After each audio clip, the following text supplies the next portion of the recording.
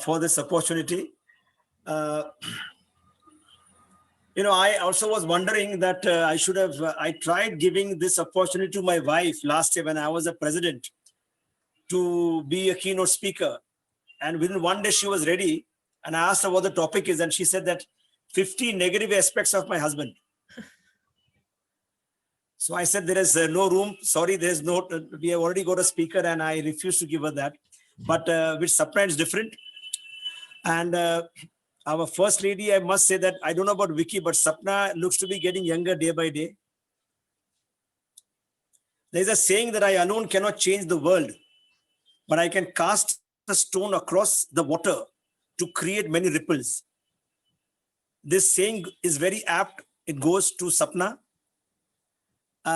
who's our keynote speaker for today. She is a certified financial planner with a career spanning over 17 years. In her earlier stint as an entrepreneur, Sapna headed a consultancy firm specializing in human resources management. She is currently the regional head, investment advisory at HDFC Securities Limited. She has a sound knowledge of financial markets and has been advising clients on a wide array of financial products across equity, debt, and alternate asset classes. She has also worked extensively in the domain of goal-based financial planning, retirement planning, and portfolio management. Sapna, it's going to be a pleasure to hear you today. And we welcome you, though we don't need to give you a welcome. You are our first lady, but it's going to be a pleasure to hear you speak. Over to you. Thank you. Thank you. Thank you so much, Abuzar, for that really warm welcome. I'm so happy to be here today. It's indeed a pleasure to be able to interact with all you lovely ladies in the audience and all the distinguished men as well.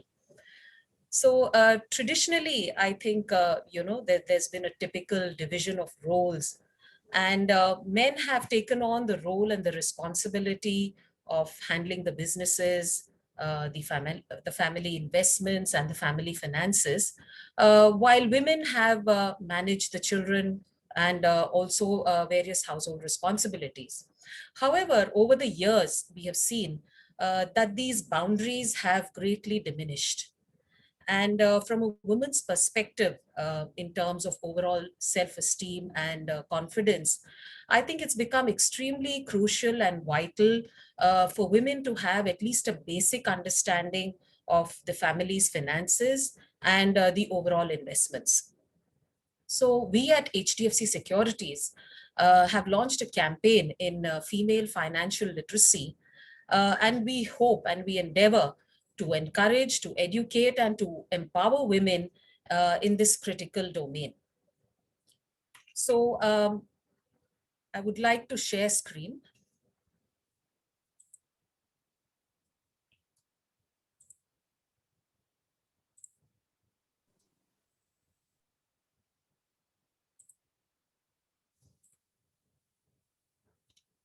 Is my screen visible?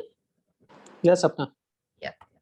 So I have a presentation that I have prepared, which I would like to share with you, post which we could have a Q&A and make the session more interactive.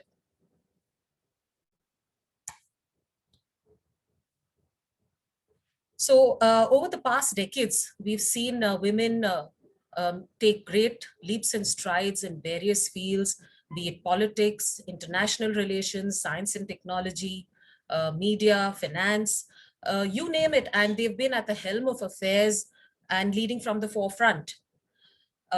These are but just a few of the women who have been in the limelight, but there are thousands and I would say millions of women who are in their own fields, making, great strides, facing challenges and emerging successfully in their own communities and countries.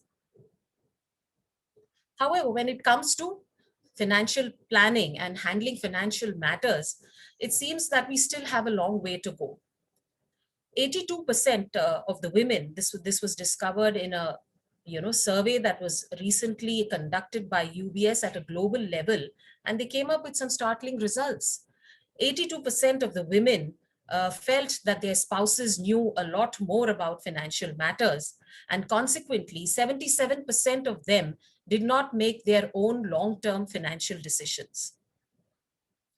Closer to home, the situation is pretty much the same.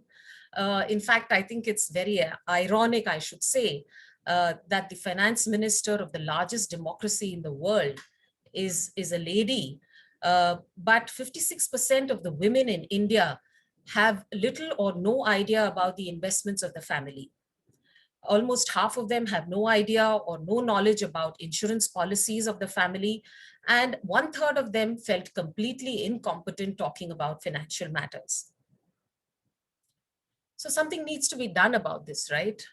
Um, there's one biggest learning, throughout this lockdown. One big takeaway, I should say, is that we need to exert ourselves. We need to, really move out of our comfort zone if we are to learn new skills and talents. So for our men, I think they've really stretched themselves this lockdown, managed to, learn how to take care of household responsibilities, do household chores. For our elderly, I think they were forced to become tech savvy. Many of them are now very well versed with Zoom and various technological platforms, e-commerce, etc. Women have also really striven. Many of them have become self-made entrepreneurs throughout this lockdown. So it's all a matter of just stretching yourself and educating yourself. And there is definitely a lot to gain. So for one, by understanding our finances, there is a lot of self-esteem. We gain a lot of confidence. If we interact with a financial advisor, we get more knowledge about the various investment options and products that are available for us. We are able to judge their overall risk and returns, and we are able to make better decisions, which will ultimately result in better portfolio returns. Fulfillment of goals. So we do have our personal desires, our aspirations. I may want to buy the latest Prada, or let's just forget about COVID and, let's just go for this Hawaii holiday. But jokes apart, I had a client who came to me a few years back, a lady. She was working with a legal firm, and her husband was also having a very good position with an IT company. So both were very well placed in life, drawing good salary packages, making a lot of money. But if you looked at their portfolio, there was really not much, accumulated over there. And she was very concerned because she says, I have a child and I need to plan for my child's education in the future. And they were also looking to move to a larger and bigger house. So we actually had a good discussion, sat across the table and charted out a financial strategy, which we were able to implement. And 3 years down the line, I'm happy to say that she was actually able to put down a 50% installment for her new house. Another important consideration is the ability to handle unforeseen events. So having an understanding about family finances makes us better equipped, and we are able to cope with such situations better as compared to someone who is completely clueless about it. Last but not the least, we all aspire and we all hope to be completely self-sufficient in our old age. So how do we go about it? I have a very simple analogy over here that I have put across, and something that we can all relate to. So when we are preparing food for our families, we're very concerned about providing a balanced diet. We make sure that we include food from various food groups, such as, fruits, vegetables, and ensure that the overall health of the family is maintained. So similarly, if I'm to construct a financial portfolio, I would need to make sure that it is adequately diversified and includes investments in various asset classes. So what are asset classes? Asset classes are nothing but the building blocks of a portfolio. The investment landscape today is rather complex. We have a whole host of financial products and instruments that we can choose from. There are alternate investment funds, structured products, VC funding, private equity, a lot of stuff that we can really get confused with. But if you, narrow it down, actually, the basics of a portfolio consist of four main asset classes, and these are debt, equity, gold, and real estate. So let's understand these a little bit more in detail. Debt, of course, is one of the safer asset classes. So typically it would include instruments like fixed deposit, your bank deposits, bonds. These could be, your tax-free bonds, RBI bonds. There are government saving schemes like PPF, NSC, SCSS, that or senior citizen saving schemes that we invest in regularly, and also in debt mutual funds. So how is debt characterized? So we park our money in a debt instrument, and we get a regular payout or a regular income, which is given to us at periodic intervals. This is more or less fixed. It is more or less guaranteed. And at the end of the tenure, we actually get our capital, or the amount that we invested, we get it back. So we can see that the returns are more or less fixed, and our capital is also guaranteed. So for this very reason, the returns from debt are on the lower side. Earlier in the past, we have seen that our fixed deposits have even given us returns, or even some of our mutual funds have given us returns to the extent of 9.5%. But today, fixed deposits are not giving you more than 5.5 to 6%. So if we actually want to generate wealth, we need to include equity in our portfolio. What is equity? Equity is nothing but taking a stake or an ownership in the companies that are listed on the stock exchange. How do we invest? We can either buy stocks directly, or we can go through various channels like mutual funds or portfolio management services. So for someone who is very well versed with tracking the markets, understands the fundamentals of companies, and has a lot of time also to devote to their portfolios, making direct investments into shares is a great idea. But for those who are not so well versed with markets and who also do not have time, mutual funds provide an excellent medium of investment into equity. What is a mutual fund? It is nothing but a common pool of money which is managed by a particular asset management company. And there are various advantages to this. Firstly, of course, they are very professionally managed. You have a fund manager who decides which stocks to buy, which stocks to exit from, based on the market environment, based on the economy and the sectors that are likely to do well. Apart from that, it's a very transparent instrument. You have NAVs published every day, and you know what the value of your investments are. This is a completely liquid investment. You can exit, if you require the liquidity at any given point of time. All you have to do is provide a redemption request, and within 2 days, the money is there in your bank account.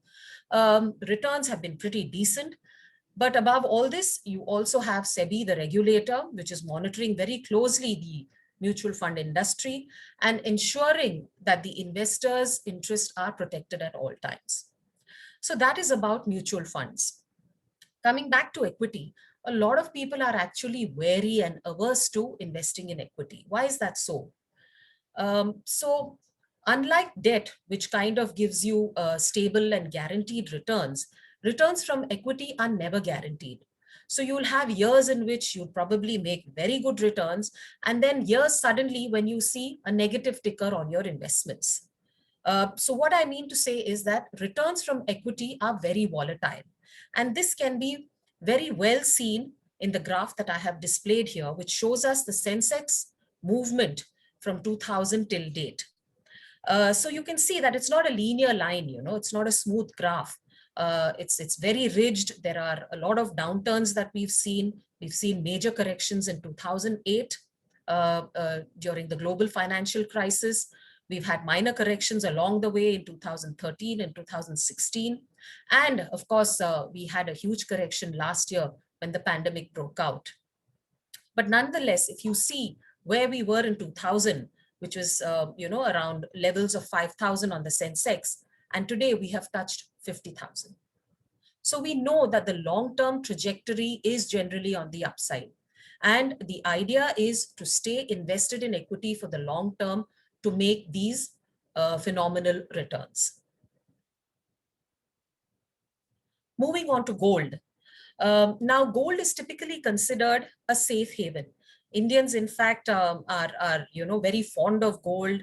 Women, of course, consume a lot of gold. India is among the largest consumers of gold in the world, and we have substantial imports of gold every year. A lot of this goes into making jewelry, but gold also has a place in an investment portfolio. Like I said, it's a safe haven. So when there is uncertainty in other asset classes, when there is global uncertainty, when there is risk off, and when people are in a panicky kind of mode, money moves from equity typically and moves to a safer asset class like gold. So gold then becomes a hedge in the overall portfolio, and we generally recommend a 5 to 10% allocation in the overall portfolio allocation. How do we invest in gold? Typically, we can buy physical gold, but there are transaction costs involved here, and also, some form of storage costs. To overcome this, we now have gold which can be bought financially very conveniently, either through the sovereign gold bond fund or through mutual funds and ETFs. Sovereign gold bond, of course, is guaranteed by the government of India. It is issued by the government of India. It is an 8-year product, and there is a lock-in. But there are, two major advantages out here. One is that we get a 2.5% interest payout every year. So over a period of 8 years, this amounts to a substantial 20% over your investment. The value of the investment is, of course, pegged to the value of gold in the market. And at the end of the tenure, at the end of 8 years, if you've held on for 8 years, the returns that you get from SGB are completely tax-free. So that's a huge benefit as well.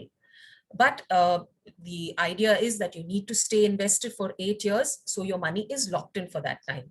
For someone who doesn't want to be locked in and who prefers some liquidity in the portfolio, gold mutual funds and gold ETFs or exchange traded funds give you that facility that you can, enter them and exit or redeem them, so there's complete liquidity out there. Moving on to real estate. Again, real estate has been, among the favorite investment avenues of Indians. And several investors have made humongous profits over the years by investing in physical real estate. However, there are distinct disadvantages to investing in physical real estate. There are high maintenance costs required for the upkeep of these properties. There are taxes. And more than anything else, of course, a large amount of money is actually locked in into an asset which is typically illiquid. So to overcome these disadvantages, we now have another option, which is called as a REIT, or a real estate investment trust. In India, these REITs have come into the market just recently over the last 2-3 years, but they provide several advantages. Again, it is similar to a mutual fund kind of setup where, investors pool in their money and they're issued units. But the advantage here is that the money that is collected in a REIT, 80% of it has to be deployed into commercial assets which are already providing a rental yield, and 90% of the payout has to be distributed back to the investors.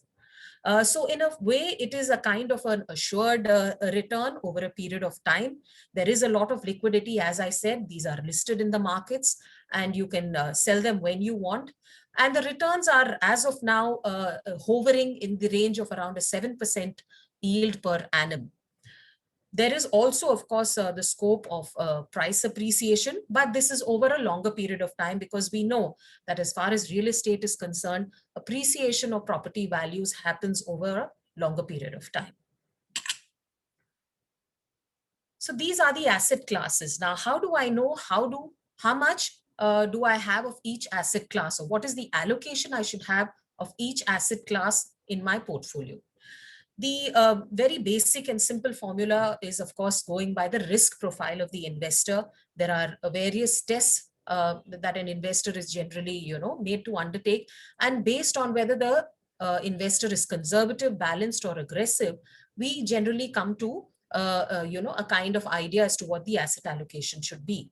A conservative investor is one who is typically not comfortable with volatility, prefers safe and assured returns. So you generally have a larger allocation to debt in the portfolio. A balanced investor can take a 50-50 kind of allocation. And an aggressive investor is one who can stomach volatility from time to time.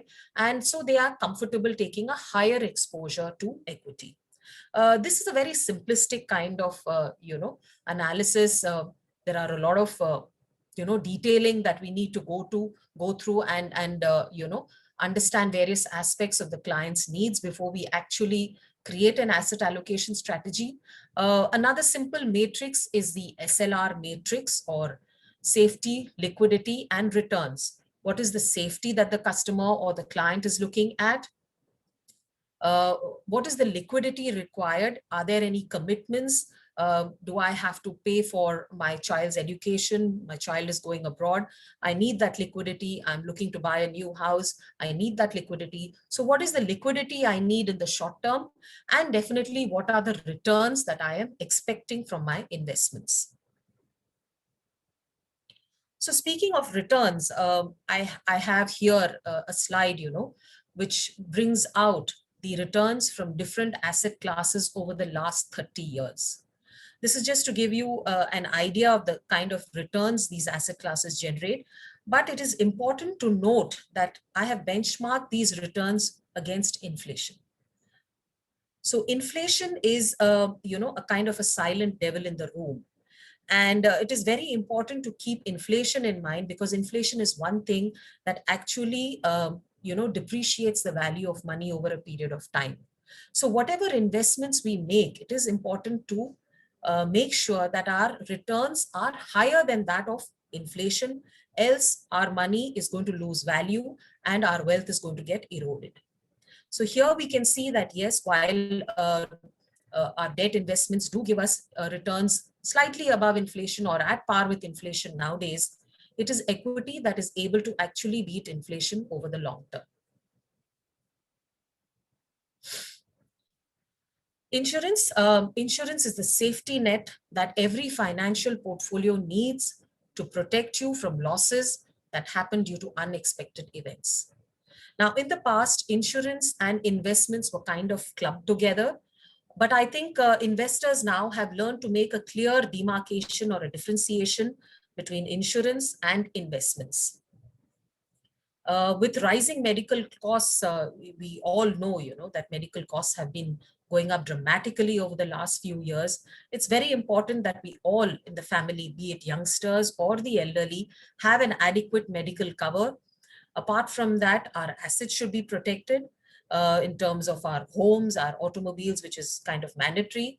And the breadwinner of the family should also have an adequate life insurance cover to make sure that the family members are adequately protected in case of any unforeseen eventuality. Last, but certainly not the least, succession planning.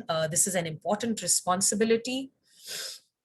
If we all have assets, we must make sure that we have a will in place to avoid unnecessary unpleasantness in the future, and also litigations. In case of large holdings, complex family structures, and special situations, for instance, we may have a special child with special needs in the family. In such cases, a trust would be the preferred structure for succession planning. Apart from that, very important to have nominations in place to ensure that there are no unnecessary legal hassles in the future. So with that, I come to the end of my presentation. All I would like to say is that education is the key. We must make a beginning by educating ourselves and, taking that effort. And who knows, 2-3 years down the line, I'm sure all of us can have an additional cap in our feather. Sorry, an additional feather in the cap. Thank you, and wish you all a very happy Women's Day.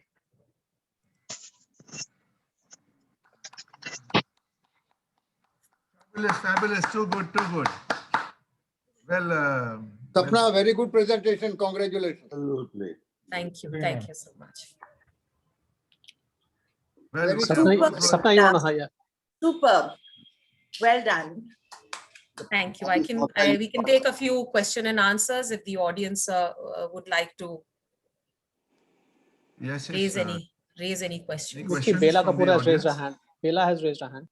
Bela, you have a question? I raised my hand to say I'm very proud of her presentation. Fantastic. Well done, Sapna. Thank you so much, Bela. Thank you. Lovely. Thank you. One Shirish Bhai, question. you have a question? I think Shirish Bhai was raising his hand. I have a question. Okay, go ahead. Aditi, after that, I will Yeah. ask you. Okay, Yes, go ahead. should I ask the question, Vicky, since nobody's asking? Yes, yes. Who's speaking? Vaibhav. Yes, Vaibhav, please, please. Hi. Lovely, Sapna. Excellent presentation.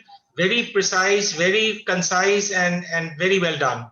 Thank you. Thank you. But the only question which I had is that presently, if you see, with all the expertise there and with all the gurus guiding and with everything, I was guided into Franklin Templeton funds. Franklin Templeton funds, and I was told it's an excellent fund. And we invested quite a large amount in it. And today, very frankly, we are in deep trouble because their entire mutual fund, the Franklin Templeton fund, is in a kind of a mess. So sometimes I'm even wondering as to these advices that one gets, and it was a fund which was doing well, but suddenly it can completely throw you out of gear if you go into it in a sort of a I don't know. I mean, I'm just wondering, how today, very frankly. Yeah, so I get your point. I get your point, Vaibhav, and I totally understand the position that you are in, and a lot of other investors have also been caught on the wrong foot. Yeah. So with investments, it's in debt. One thing to remember is that the higher the credit quality, the lower the returns. So when we are looking at debt instruments, it's important not to chase returns, because debt as an asset class is meant for safety and security. And if I remember clearly, all the Franklin funds were mainly sold because they were able to generate higher returns than other debt funds in their respective categories. So why was this? They were able to generate higher returns because they were investing in papers of poor credit quality. Now, this is something that our financial advisor must make us aware of. So if we are looking at returns, I would rather get my returns from equity rather than getting my returns from debt. I would rather stick to highest credit quality, the AAA, the public sector undertakings, and take a hit on my debt returns. I don't mind a return of 5.5% on debt if I can get a higher return from equity. So I think this is where the mismatch happened, and this is where the mis-selling happened. Of course, nobody at all expected the pandemic and the resulting rush for liquidity that happened thereafter. So because there was a huge stress, for the asset management company, they couldn't come up with the liquidity required because of the redemptions, and that is why they closed down all the funds. But I think post that event, SEBI has become far more vigilant. A lot of measures have been taken, as I said, because they ensure that the investors' rights and investors are protected. They have taken a lot of corrective measures to see that something like that doesn't happen ever again in the future. And I think now that the court case, is getting streamlined, some of the money has already been returned to the investors. And I'm sure it is a matter of time before the entire amount is refunded to the investors. Hopefully, investors don't have to take a hit, but they will have to wait for their money. And I think we should be more discerning when we make decisions about where to invest as far as debt is concerned, because debt is meant for capital protection, and equity I would rather look at for returns. Got I it. think- Thank I you. think this is The question? that for debt, you should look at the capital protection and only invest in AAA. Absolutely, Rohit. Can I ask the question, Sapna? Yes, please. What do you think of structures? Is it worth getting into it? So like I said, structured products are, a kind of an exotic investments. And it depends on the issuing company, as far as structured products are concerned. So, for a core portfolio, I would rather stick to instruments which are, liquid, like debt mutual funds, look at instruments like RBI savings, if I don't mind a lock-in. I could even look at senior citizen savings scheme, which is giving around 7.4%.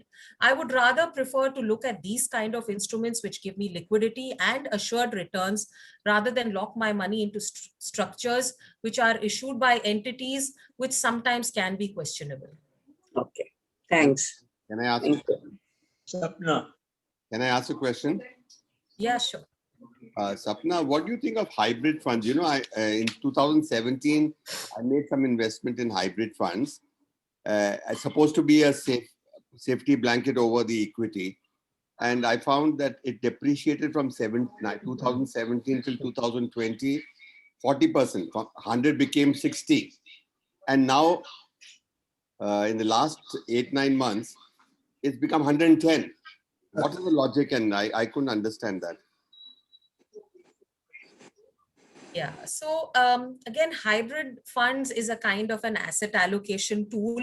So typically in a hybrid fund, you have at least 65% of the investment in equity, and around 30 to 35% of the investment is done into debt instruments. Mhm. So there is an automatic asset allocation that happens out here. And the benefit that hybrid funds have is that you get an equity taxation. So your returns are taxed as per equity norms and not debt norms, and equity norms are lower. What has happened is, a lot of these hybrid funds over the last 2-3 years have shifted the AMCs. I shouldn't be, saying that, sorry to say that, but they have internally shifted a lot of their poor quality debt papers into hybrid funds.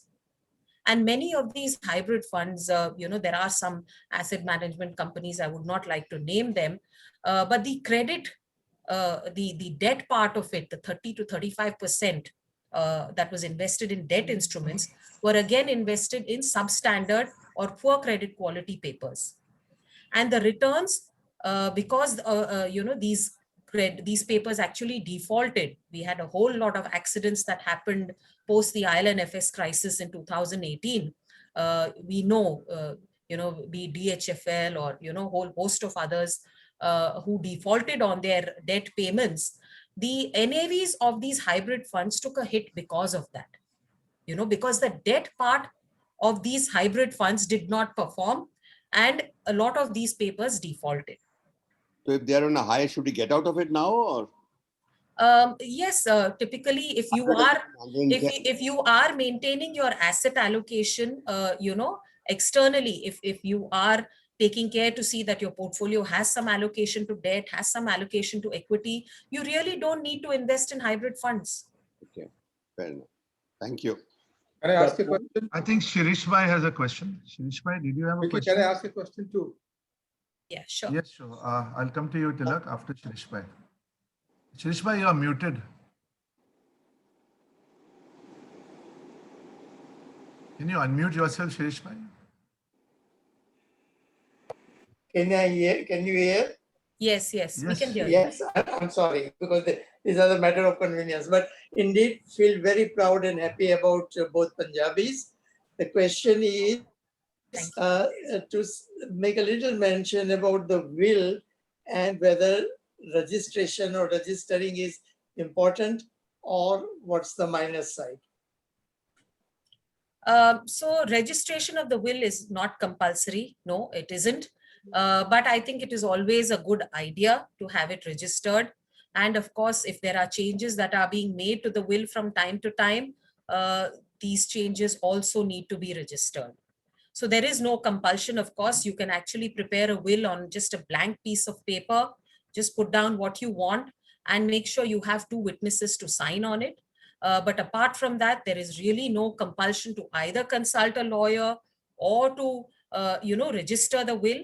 But depending on the complexity of the distribution, the complexity of the assets that are being held, you may, yes, require the advice of a lawyer. And as I said, it is always a better idea to get it registered, but no compulsion.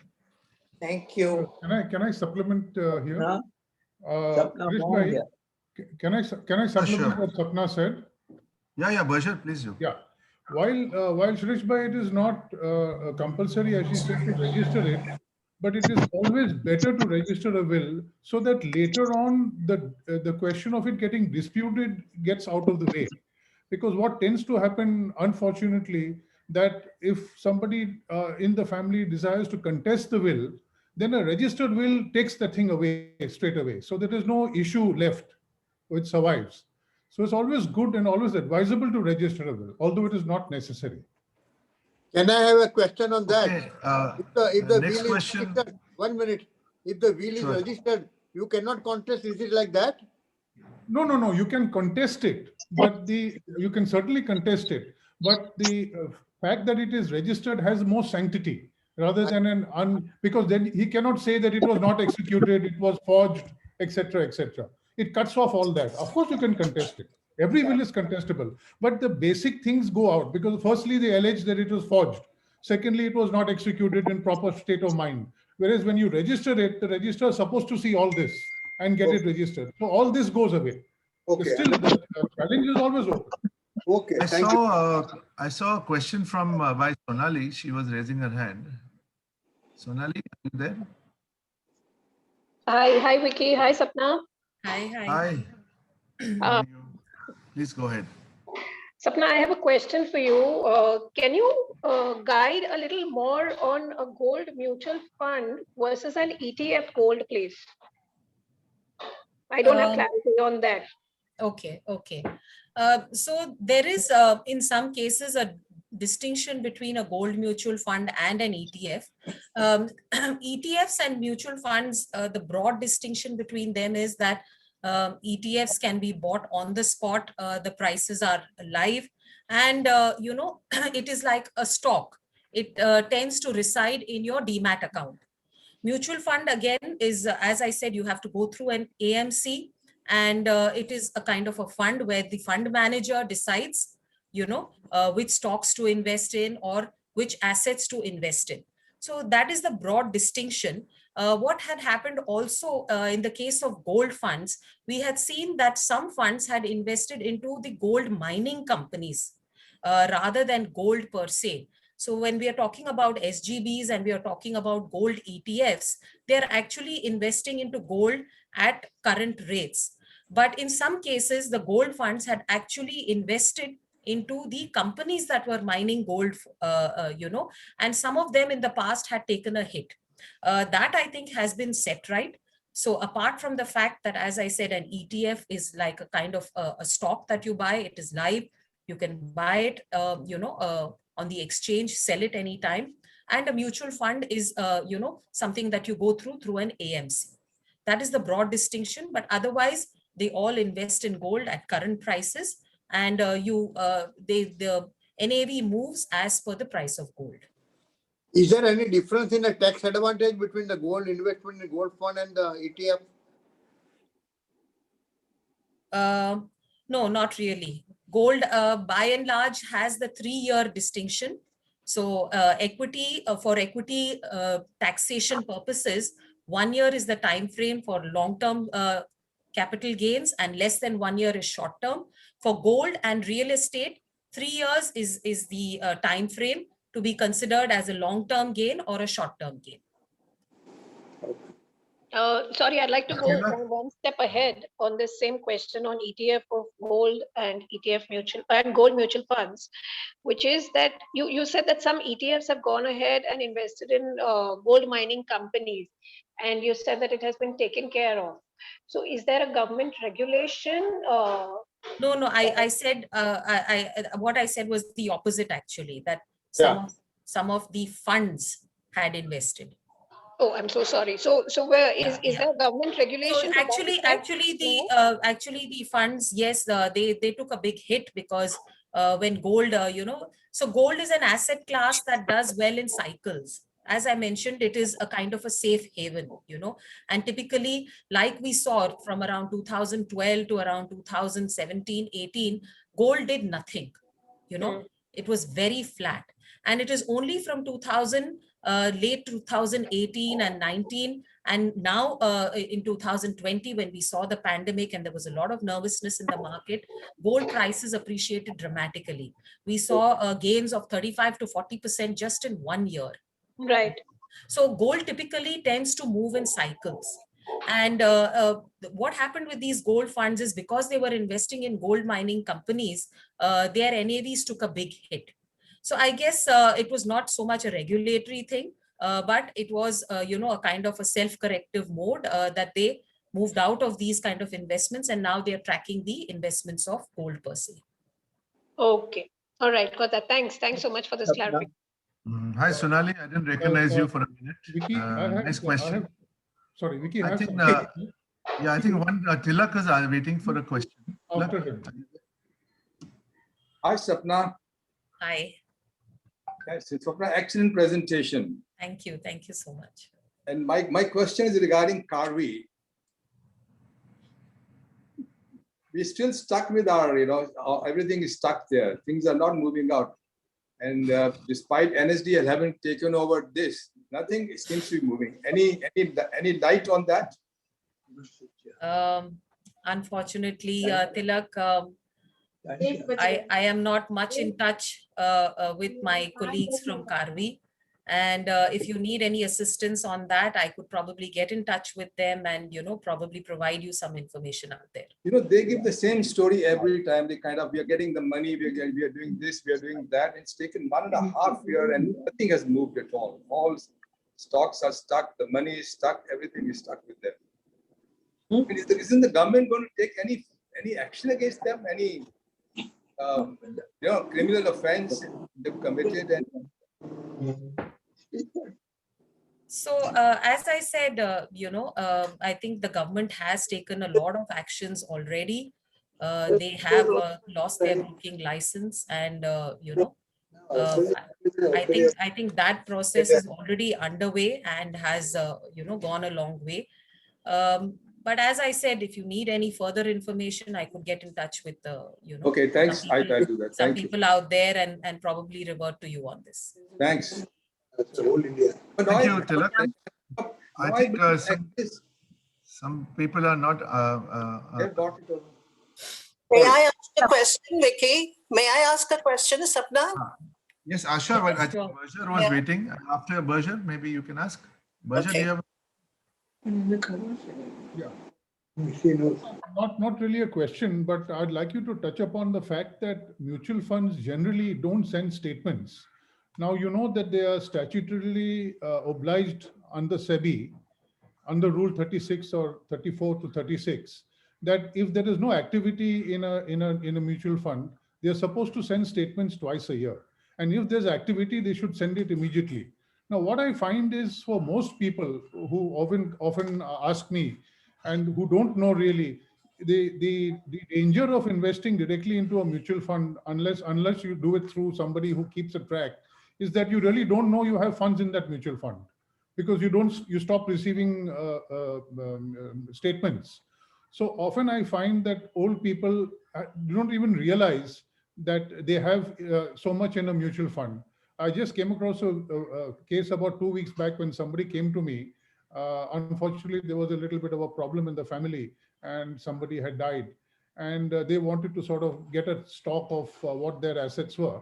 So the first thing I tried to find out for them is through their, of course, so I did it through their PAN number and found that this gentleman had a lot of investments in mutual fund. The family had no clue about.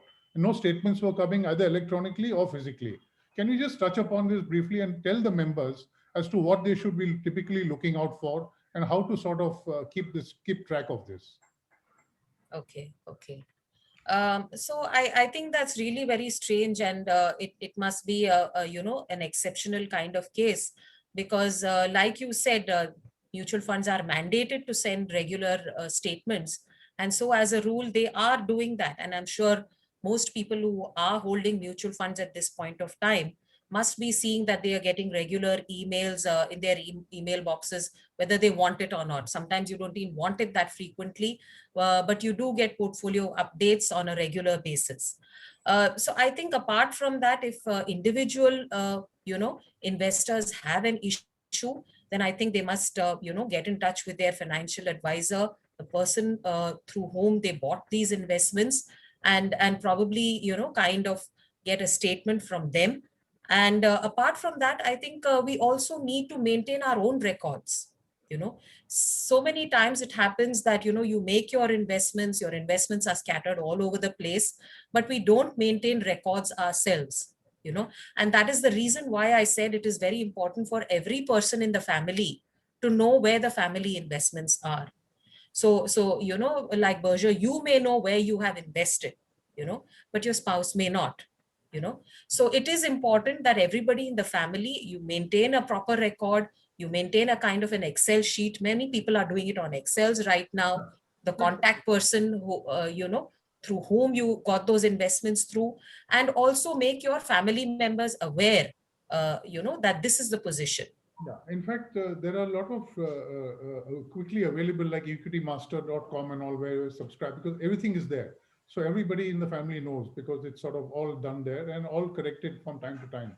So I think that's a good suggestion. I think everybody should get into one of this, because it helps them not only to keep track, it gives them the current NAV. Because once you load it on these sites, automatically every day the NAV is calculated. So at one glance, he or she can see what her investments are and what they're currently worth. Okay, we'll move to the next question now. I think Ashwin Shah, did you raise a hand? Yes. Ashwin Shah? Lovely to see you Go ahead, today. Asha. Go ahead. Lovely to see you today. Sapna, happy Women's Day. And I missed some of your talk. My was not stable, this computer, but I came back on. What do you think of Bitcoin investments? Okay. Asha, lovely to see you. I'm so happy you could make it for the talk, and I know you had to really get up early to be here today, and I'm truly, privileged that you're here. But yeah, speaking of Bitcoin, so Bitcoin is a very, very speculative kind of investment. Bitcoin, as we all know, is a cryptocurrency. It is a kind of a digital currency. And it was something that was invented in 2008. And we've seen huge amounts of volatility in Bitcoin. So it really doesn't perform like a currency. A currency is something that's stable. You know the trajectory over a period of time. It may appreciate a bit, it may depreciate a bit, But what we are seeing with Bitcoin are these huge bouts of, either up moves or down moves. It is a currency that is not regulated by any central government. It's just from, it's on technology. It uses the blockchain technology, and there are different ways of acquiring it. You buy it, you go approach an exchange, you pay your, regular currency to buy it. Or if you are an e-commerce site and you're selling goods, you can sell goods and accept Bitcoins, in terms of payment. Or there is a process by which you actually mine these Bitcoins, which takes considerable amount of time and effort and energy and resources. So these are the main ways of acquiring a Bitcoin. But as I said, it is mainly for the speculative class of investors. Recently, after Elon Musk has kind of, endorsed it, we have seen Bitcoin prices just really shoot out of the roof, and the prices are like one Bitcoin for 35 lakhs. It's like, really unbelievable. And recently, our RBI governor, Mr. Shaktikanta Das, has gone on record to state that the RBI it doesn't really look very favorably, and it's very concerned about the way Bitcoin is moving. And they are likely to come out with some kind of regulatory norms as far as cryptocurrencies is concerned. So I think till such time, it would be prudent not to take, any kind of undue exposure to cryptocurrencies and Bitcoin especially. Thank you. Thank you, Asha. Good question, Asha. Thank you. And may I ask Alka, she is waiting to ask a question. Are you? No, you it's wanna- not a question. I just want to show my appreciation. I really love the talk, and it's so precise and so simply put that I'm able to understand what Anil is doing all the time. And I can now understand a lot more about his allocation of assets and things like that. I really appreciate it, Sapna. Thanks a Thank lot. you. Thank you so much, Alka. Yes. Thank you. Sapna, can I ask a question? Mohan here. Please go ahead. My question is related to older people like me.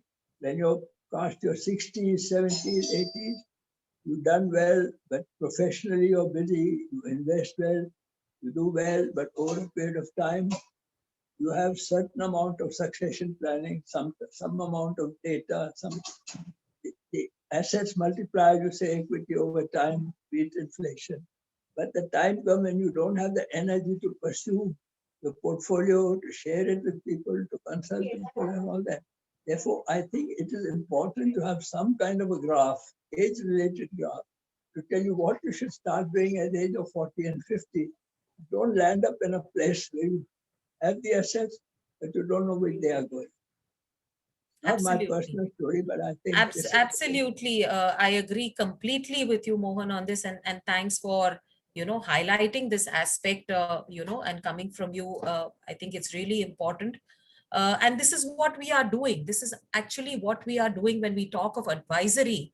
We are investing our clients largely on the overall portfolio, on how to actually maintain a consolidated portfolio, something that you can manage over a period of time. I have come across clients with, assets that are scattered all over the place. That is not the question. I'm sorry. This is not the question. The question is you managing well. You don't need a consultant, but you have to age-related, create time and energy to conserve properly, to have financial planning, succession planning and things like that, which as you grow older become less and less possible. So it's a kind of a question only relating to how to go about creating graphs and recommendations about how people should, at what age they should start thinking of stop earning and start spending and things like that. So I think I think you're speaking from the other side. So most people have a problem with not having enough wealth. But yeah, Mohan, if you have wealth, I think it is a responsibility, and there's just no getting away from it. It is a responsibility. You have to manage it. You have to take care of it. And you have to ensure that it is wisely distributed, between your priorities, what you think are your priorities and the benefactors of that wealth. Until such time, I don't think you can do away with that responsibility of managing your wealth. Honestly speaking, the only thing we can do is that we can streamline our investments, we can consolidate them in such a way that the management becomes easier. We can have a trusted advisor. But even if you have a trusted advisor, I don't think you can ever let go of the responsibility of overseeing your investments. So I'm really sorry that, I wish there was a robot or some kind of aid or guide, who could take away your responsibilities and, you would be completely carefree. But unfortunately, there is no such thing. And the world is evolving so fast. There are so many dynamic changes that are happening from time to time that we have to be hands-on with our portfolios. The only thing we can do, as I said, is to take the help of a financial advisor who can guide us from time to time, and who can streamline our portfolios and make them efficient enough that we can manage them a little more easily. Thank you, Mohan. Thank you, Sapna. If there are any more questions, or I will ask the final question. Okay, one question, I have really a point. Sapna, there's so much of a turnover in your industry. You said an advisor. Now, if a person is working in company A and he moves to company B, similarly, mutual fund investors working in company A, it totally distorts the whole picture. So unless you take full charge yourself, I don't think one can really manage. That's what I said, Anil, that while we can always take the assistance of a financial advisor And there are some relationships that I know go really way back. I have colleagues who have relationships, 20, 30 years, but these take a lot of effort, and they do take time to build that trust in that relationship. But till such time, I think all of us need to be hands-on with our investments, and to a certain extent, self-sufficient. You're right about that. Thank you. Thank you, Anil. So I will take this forward to the final question. Actually, it's a Women's Day question, and it would probably, you can explain on behalf of many women, including yourself. So how do you manage, Sapna, you have a full-time job, and then you have two grown-up boys now who are studying abroad. One Take of them that is 3 boys, Vicky, 3 boys. Yeah. So how 2 boys you've taken care of, you have a full-time job that's taking all your time, and you're taking care of the house, and also you a difficult husband, sitting in the back. So how do you manage all these things together? And maybe you can advise. Women are known to multitask, Vicky. Vicky, you're asking for trouble. Is it the truth? Is it fair to all concerned? Please share the truth now. Like you rightly said, Berger, I think it has to do with a lot of multitasking, and I think women are gifted in a certain way, that we are able to cope with multiple responsibilities. From my side personally, of course, I had to actually prioritize, a lot of interests in my life, and do away with a lot of things that had a low priority. The main thing is time management. And if you actually have to do a good job with time management, you have to prioritize what's important to you in your life, whether it's family, it's work, it's your other activities. And there are some activities which are low down on the priority list, which will actually move out. If there is some amount of socializing that we did, that would probably reduce. So it's all about prioritizing your life. It's all about time management. And definitely, I would say a lot of support from the family, without which I don't think, you can really single-handedly manage. That's impossible. So thank you. Thank you for the support that I have received all these years, because of which I am able to fulfill all these responsibilities. Thank you, Sapna, for a lovely reply. Vicky, can I just come to Rahul here? How can I say no to you? No, this is very, very relevant to the question you asked. I had once organized a meeting where Smriti Irani was the chief guest, and the chairman of one of the largest retail houses in India asked her this question, that, you are a mother, you are a minister, you are this, you are that, how do you manage? And she immediately shot back, how do you manage? Why is this question asked only to women? Don't men also multitask? Don't men also have several responsibilities? Why is it that only women are asked this question? And I think on this Women's Day occasion, this is a very, very brilliant answer from Smriti Irani, which I thought I would share with you all. Why do we men always ask this question to women? May I answer that partly for you? Yeah. Because I think men are spoiled from their mothers who teach them to be just bread earners and have a good time and do all the work for them. So they don't realize that this multitasking comes as a natural ability when you are at home as well as at work, and as well as the multiple talents that women have, and which get developed because they have to adjust, and they have to from adjustment find ways. Suruchi, just to clarify, this well answered.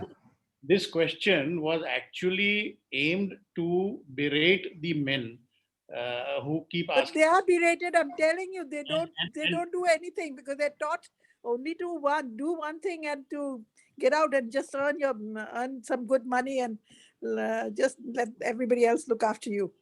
Anyway, to all the women in the world, I'm on your side.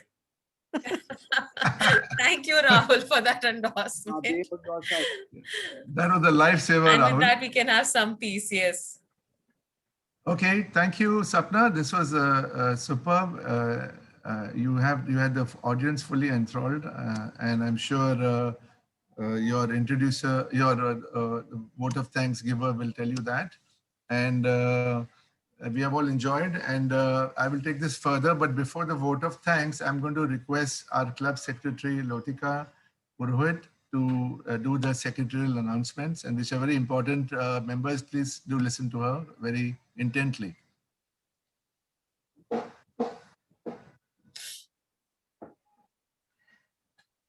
Yes, Lotika. Lotika, are you muted? No, she's not muted. Wasn't the screen? No, can you hear me Your voice is blurry. now? Okay, so Lotika, we can't hear you. hello. Faint. As you know, last time, a few times when we spoke, you were faint.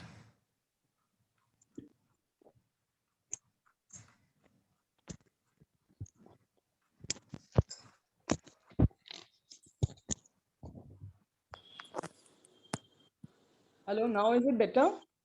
Yes, yes. Hello. Yeah, keep your video off. Perhaps it's Yeah. a Off. thing. So, yeah, probably that. So, excellent presentation, Sapna. We had a record attendance today, and it was very nice listening to you cutting through the jargon of financial terms and speaking in a language that most of us could understand. Next week, we have some interesting speaker. We have Shekhar Mehta, who is the incoming president of the Rotary International for the year 2021-22. The meeting will be on Saturday, the 6th of March at 5 p.m. Our club is the lead host. DG Sunil Mehra will also be attending this meeting, and 70 other clubs from our district have agreed to join in as co-hosts. So this is a very good meeting. I would request all of you to attend in large numbers. Regarding the vaccination for COVID-19, as you know that the vaccination has started now for the senior citizens and for those who are above 45 years with comorbidities. So as Abuzar said, we are in talks with Saifi, and Parab will send you all an email. Kindly revert on the email with your name, details, everything that is required, and we will arrange for the vaccination to be done at Saifi Hospital. As regarding the birthday announcement, today is 3rd of March, and today is the birthday of Shankar Sujan. I believe I saw him during the meeting. I wish him a very happy birthday. We also have on 8th of March, the birthday of our president, Vicky Punjabi. Happy birthday to you.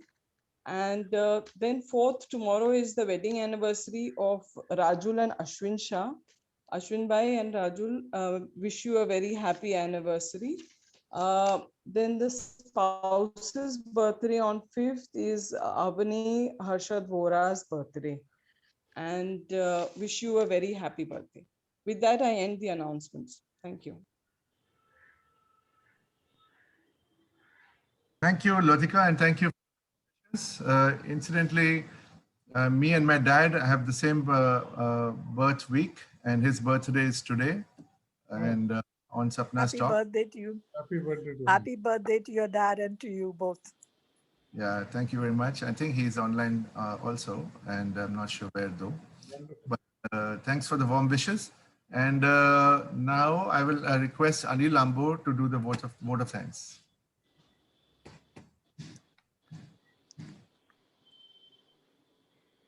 Anil, are you there? Yeah, I didn't know I was supposed to be voted on, but it's really a privilege because Sapna is very, very dear and very special. Anil, we cannot hear you. You can't hear me? No, very faint. Hello, can you hear? Yeah, a little faint, very faint. Said Sapna is very special and very dear, and today's talk was absolutely delightful.